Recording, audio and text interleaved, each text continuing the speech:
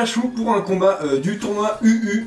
Alors là, nous sommes au 4e round. Malheureusement, je n'ai qu'un combat de ce round, c'est dommage. Quoi qu'il en soit, ce match oppose Martin Dela, alias Ethan, à Reda. Apparemment, sur jeuxvideo.com, c'est Ferry on Titan. Je ne sais plus trop si c'est ça ce pseudo, quoi qu'il en soit, si je l'ai écorché, désolé.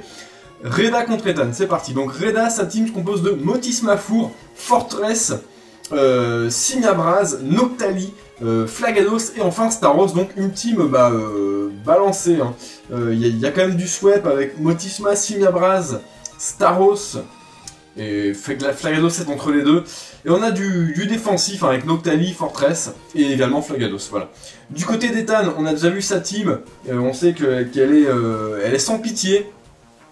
Et elle se compose de Victini, Cocotine, Mew, Nidoking, Porygon 2 et enfin Scarino, le Scarino Scarf qui a fait quand même un gros taf, je sais plus contre qui.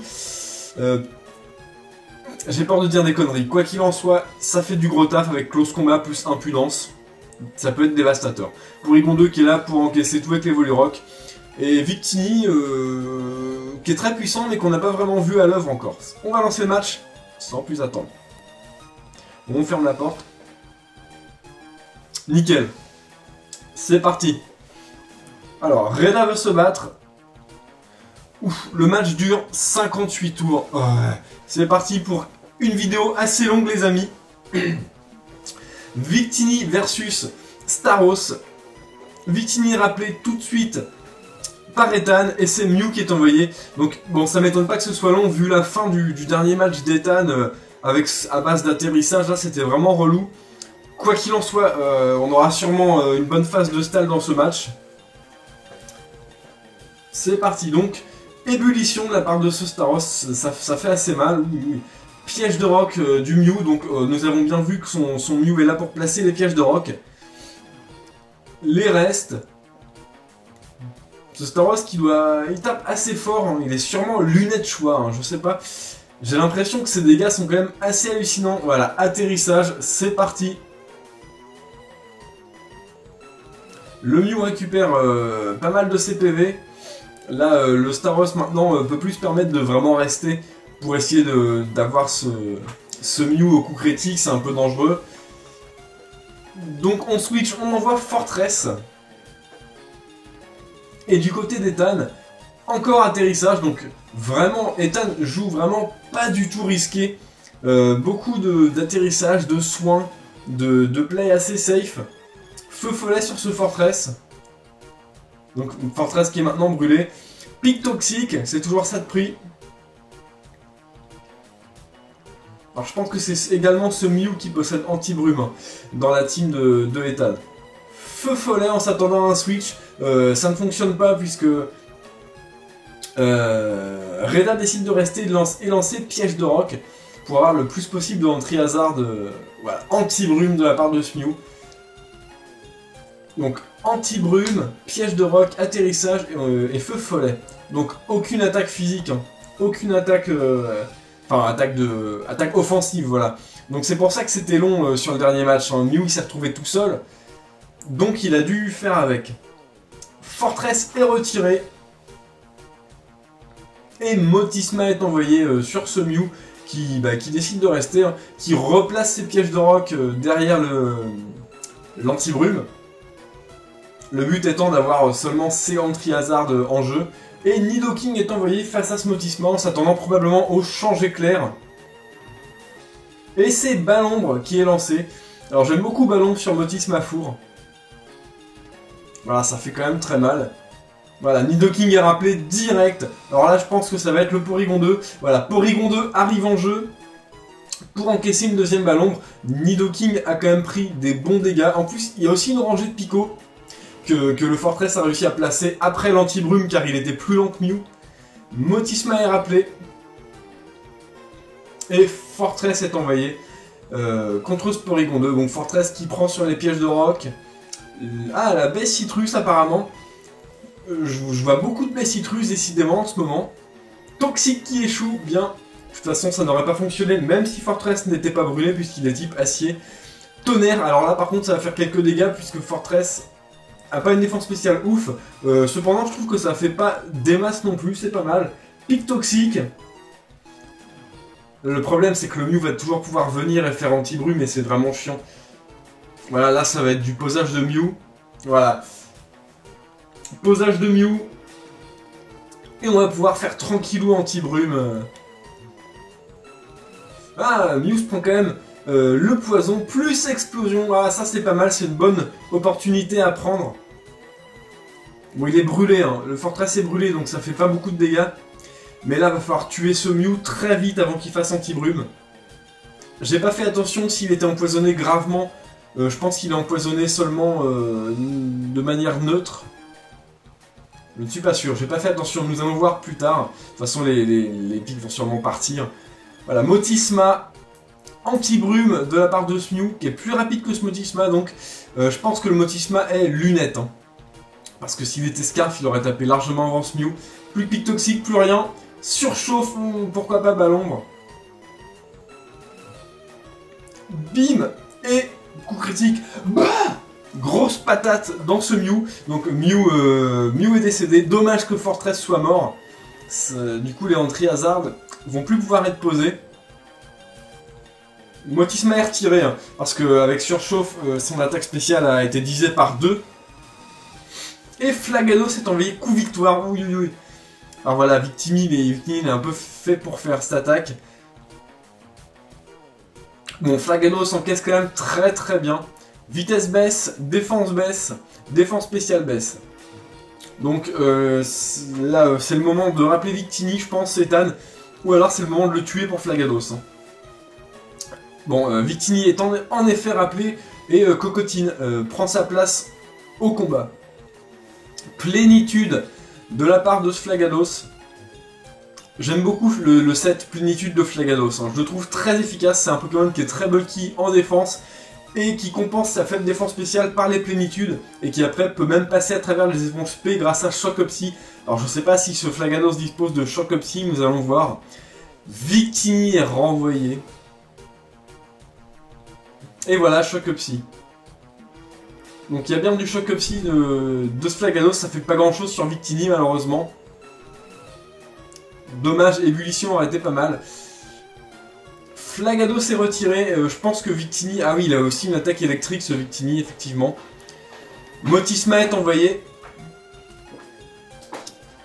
Et l'attaque électrique. Bon, ça fait quand même des bons dégâts, même si c'est pas très efficace.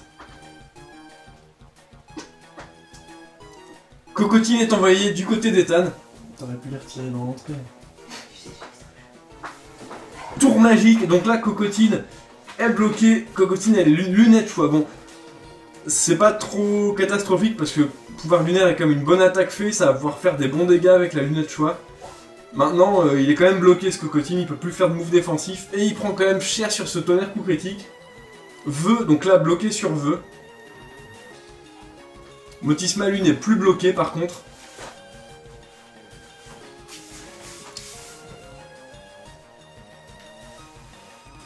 Switch de Cocotine, donc là bloqué sur Vœu, on peut pas faire grand chose. Et Scarino est envoyé. Surchauffe, bien joué. Bien joué du côté de Kuzuta, ça va faire très mal sur Scarino. Ah, one shot. Voilà, plus de Scarino. Surchauffe, dégommé en un coup. Scarino est KO.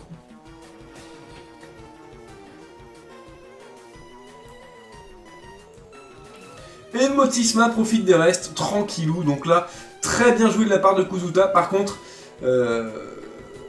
même pas de switch. Je pensais un switch du Motisma, mais même pas. Donc le Victini lance demi-tour un peu dans le vide en fait. Hein. Puisque je pense qu'il s'attendait à un switch sur le Flagados. Porygon 2 est envoyé et calque la lévitation de Motisma. Donc un Porygon lévitation, c'est toujours utile. Balombre, bon, par contre ce coup-ci ça n'agit pas. Puisque Porygon type normal, le spectre n'a pas d'effet. Porygon 2 est renvoyé du côté d'Ethan, donc là, il y a du... Les adversaires se cherchent, même si franchement ce Scarino a pris très cher. Tour magique, aïe aïe aïe. Très bien joué de la part d'Ethan, qui rétablit les objets. Hein. Le Cocotine récupère ses restes et Motisma récupère sa lunette choix. Bon, c'est pas catastrophique des deux côtés, par contre ça débloque complètement le Cocotine, ce qui est plutôt très bien joué je trouve. Nidoking est envoyé. Et une deuxième tour magique. Donc là, Nidoking lunettes choix. Alors quel objet il avait? Hop, bon, d'accord. Donc le Motisma maintenant a une orbe vie. Et le Nidoking lunettes choix. Donc plutôt pas mal aussi pour ce Nidoking qui va pouvoir faire des gros dégâts. Crado-Vague, c'est parti pour le gros stab. Oh, ça fait très mal. Coup critique, d'accord. Donc coup critique sur ce Noctali. Et il va falloir tout de suite faire du vœu, du abri Noctali ou du rayon lune, je ne sais pas. Mais il va falloir soigner un peu. Noctali Shiny qui est vraiment classe en bleu comme ça. Cocotine est envoyé abri. Donc là, le switch, hein, Cocotine sur abri, c'est gratuit. Un switch gratuit. Les restes, régénère ce Cocotine, tranquillou. Noctali également, je pense à les restes. Toxique. Ah, ça c'est bon à prendre sur Cocotine. Par contre, Cocotine dispose bien souvent d'aromathérapie. Donc on va bien voir s'il va en profiter. Vœu, d'accord. Donc on cherche à soutenir l'équipe, hein, toujours avec ce Cocotine. C'est vrai que c'est un très bon Pokémon de soutien, je trouve.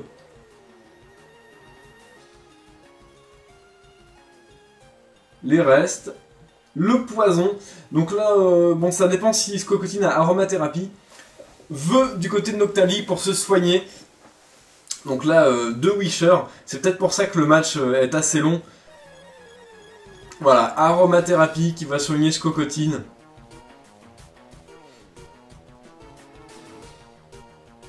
Le vœu se réalise. Cocotine full vie, plus empoisonné. Donc là, vraiment tranquillou du côté d'Ethan pour ça. Bon, par contre, c'est vrai que le Scarino, ça en fout un gros coup dans l'équipe quand même. Pouvoir lunaire sur ce Motisma. Bien anticipé du côté de Kuzuta, hein, qui du coup c'est un coup pas très efficace. L'attaque spéciale baisse, ça par contre c'est vraiment dommage. Maintenant, le vœu se réalise et le Motisma est quasiment full vie et surchauffe. Bon, l'attaque spéciale a baissé, donc ça va pas être vraiment optimal. Hein. Je pense pas que ça va faire grand chose. Voilà, ça fait bien moins de la moitié. Ça doit faire environ 30-35%, je pense. Cocotine lance un vœu. Hein. Cocotine éternelle. Imperturbable. Les restes, toujours. Motisma doit être rappelé à ce moment du match, hein, puisque bah, là, le BG fait son entrée, le BG qui n'était pas encore venu une fois sur le match, donc le Simiabraz. Et Victini est envoyé. Alors, est-ce qu'il y a anticipation de Kuzuta avec demi-tour? Nous allons bien voir. Le vœu se réalise. Ah, on a un double switch, d'accord. Ou le double switch était avant. Ouais, le double switch était sur le tour d'avant, excusez-moi. J'ai pas fait attention. Psy coup de boule, aïe, ça fait très mal à Motisma. Motisma du coup est rappelé tout de suite. Et Flagados s'est envoyé à sa place. Psy coup de boule, bon là, Flagados va clairement bien encaisser ce petit coup de boule. Voilà, tranquillou. Ça me gratte le nez. Les restes. Mon Victini là, je sais pas s'il est Bandor ou Choice Scarf. Quoi qu'il en soit, il est rappelé par Ethan. Et c'est Porygon qui prend sa place. Le Flagados se place tranquillou avec des plénitudes. Alors il faut faire attention à ce Porygon, on a vu qu'il avait toxique. Ça peut être très dangereux sur Flagados, qui est un Pokémon qui est censé se placer et rester longtemps. Voilà, Flagados est retiré. Et on préfère envoyer Noctali qui a synchro.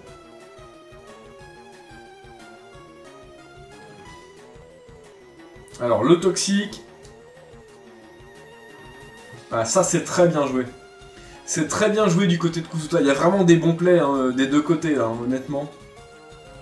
Avec la grosse anticipation du Scarino avec la surchauffe. Et là le synchro qui est vraiment pas mal aussi. Hein, qui permet d'empoisonner ce Porygon 2. Même si derrière on sait qu'on a le Cocotine avec aromathérapie, c'est toujours un bon play hein, d'empoisonner un Porygon 2 comme ça. Staros est envoyé, oula, on espère qu'il n'y aura pas de tonnerre. Et non, on a un switch. Et Cocotine est envoyé, bon, directement Cocotine. Ce Staros, donc, on a présumé qu'il était lunette choix au début du match. On va en avoir peut-être le cœur net. Cocotine lance abri. Alors, est-ce que ça va taper sur le gros stab, genre hydrocanon? Choc psy, d'accord, très bien. Donc là, il faut faire attention. Victini va probablement refaire son entrée. Staros est retiré du côté de Kuzuta. Pas mal. Et le BG est envoyé.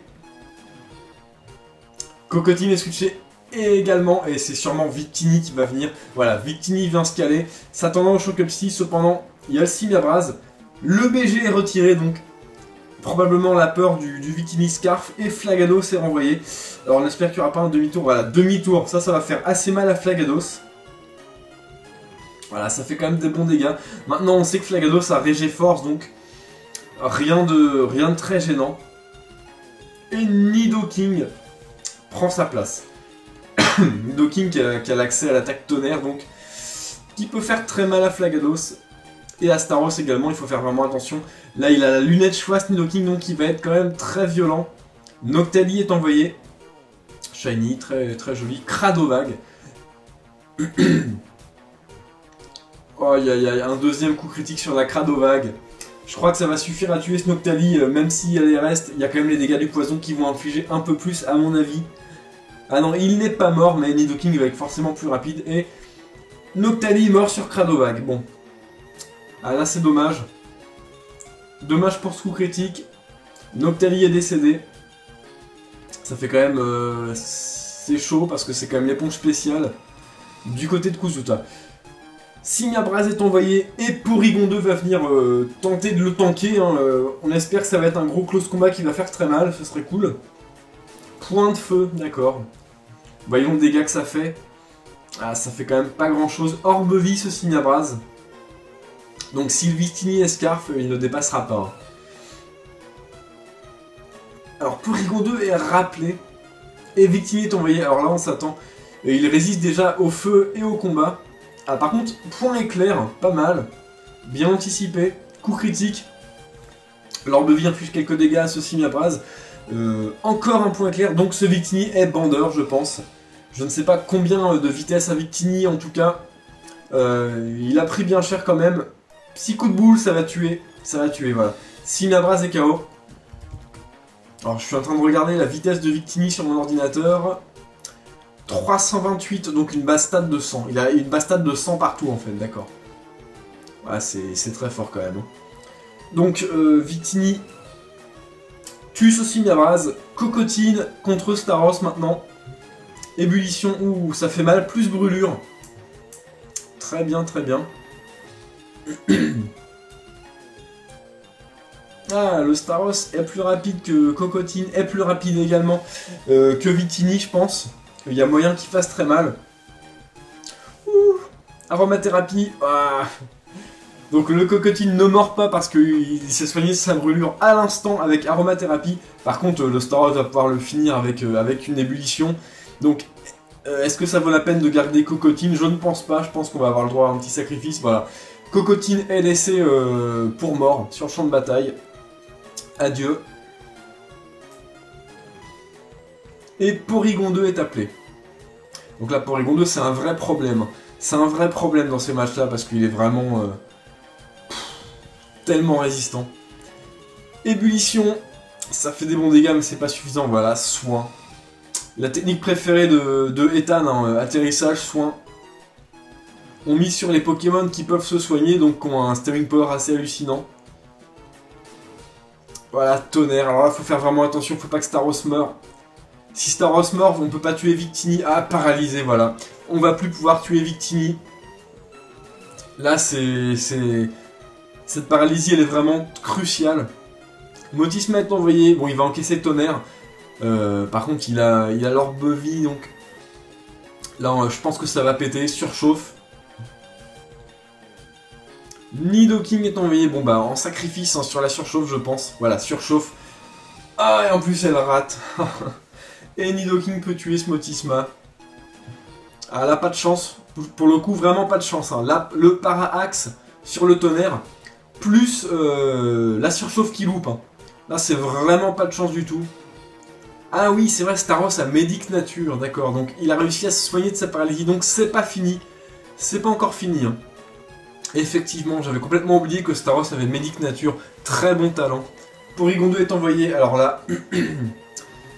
Là, ça va être chaud. Chocopsy, on mise sur un coup critique. Ah, ça, même coup critique, ça ne tuerait pas. Soin. Encore du soin, alors qu'un tonnerre aurait suffi à tuer, là. Chocopsy, voilà. Et tonnerre qui va tuer ce Staros. Voilà, Staros est KO. Maintenant, ça va être très dur, voire impossible de tuer ce Victini.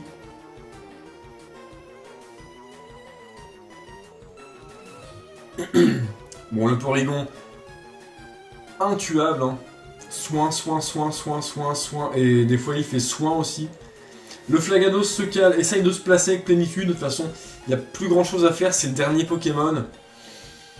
Il faut se booster et miser un peu sur... Bah là, c'est la dernière chance. Hein. Toxique de ce Porygon. Ébullition, voilà, on tente de frapper en se boostant un peu. Ça fait des dégâts, mais vraiment pas grand chose.